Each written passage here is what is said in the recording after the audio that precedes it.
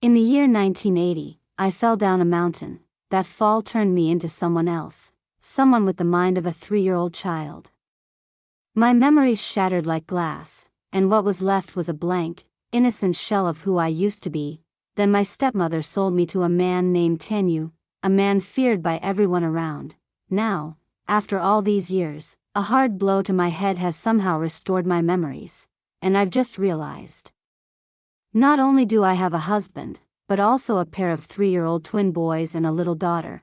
One of the boys grinned up at me, his eyes sparkling with mischief. Xiao Yu smells nice now, no more stinky chicken poop smell. The yard was a mess, chickens flying, dogs barking, feathers everywhere. They're masterpieces of chaos. I could only stand there, half angry, half mortified. Another small voice piped up with surprising seriousness. Xiao Yu, last time you tried to cook and burned down the kitchen. Before I could even react, Xiao Yu grabbed the little rascal by the collar, clearly ready to discipline him. I stepped in instinctively, heart pounding, and shielded the child with both arms. He raised an eyebrow, his voice low and steady. So, your head's all clear now? That night, he opened an old chest, took out a piece of faded floral fabric, and tossed it to me. Sew yourself a new dress, he said. Stop dressing like a beggar.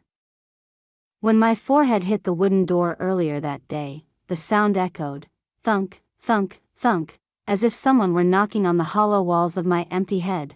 Ah! I yelped, rubbing the sore spot. My fingertips brushed against something damp and sticky. It must have been scraped. Xiao Yu. Xiao Yu.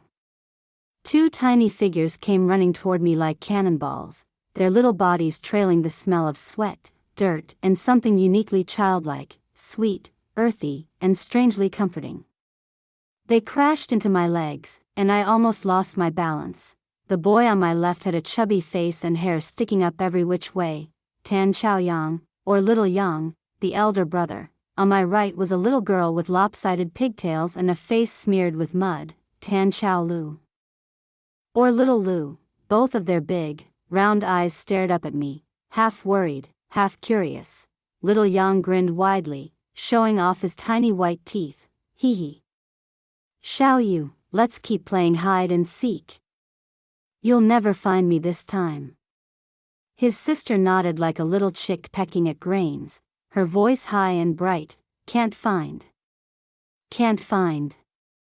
Xiao Yu is silly.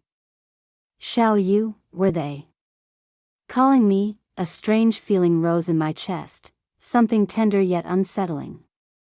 They looked familiar, deeply familiar, but the way they addressed me felt so wrong. Without thinking, I reached out and tapped Little Yang's forehead, the one crowned with stubborn tufts of hair. No more of this nonsense. I'm your mother. The moment the words left my mouth, I froze. And then it hit me, like a dam breaking, a rush of fragmented sounds, colors, smells, memories, flooded my mind, crashing into every corner that had lain empty for years. Little Yang blinked at me, stunned. Then, instead of crying, he reached up with his chubby hand and touched my forehead, frowning in concern. Xiao Yu? Are you really better now?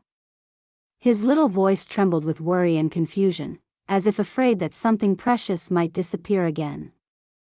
Beside him, Little Lu extended her tiny finger, gently touching the back of my hand that was still pressed to my forehead. Her wide eyes were full of puzzlement and care. Better now, my cheeks flushed hot.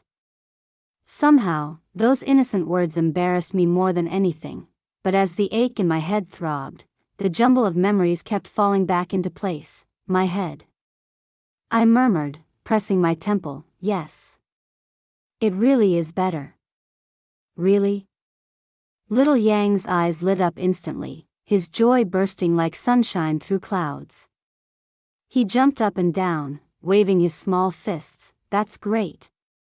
Then I can take you outside to play. Daddy said you were dumb and wouldn't let me take you anywhere.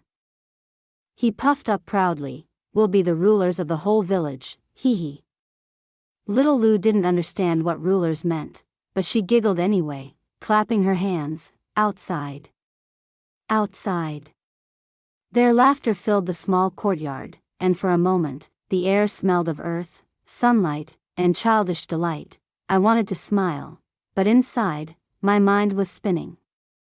The recovered memories tugged at me, sharp and vivid. 5 years ago. I went up the mountain to cut grass for the pigs. The slope was steep, the ground slippery. Then, one misstep, the sky flipped, pain exploded in my skull. After that, nothing. When I opened my eyes again, the world had changed. Everything looked too large, too strange. My head was empty. I could barely form words. Fear filled the void where memories should have been. I had become a child again, a grown woman with the heart and mind of a 3-year-old. Came her, my stepmother. Her sharp, painted face hovered above me, her eyes gleaming with a new kind of calculation. The disgust that had always colored her gaze was gone, replaced with cold appraisal. Well, she'd said, her voice shrill and cruel.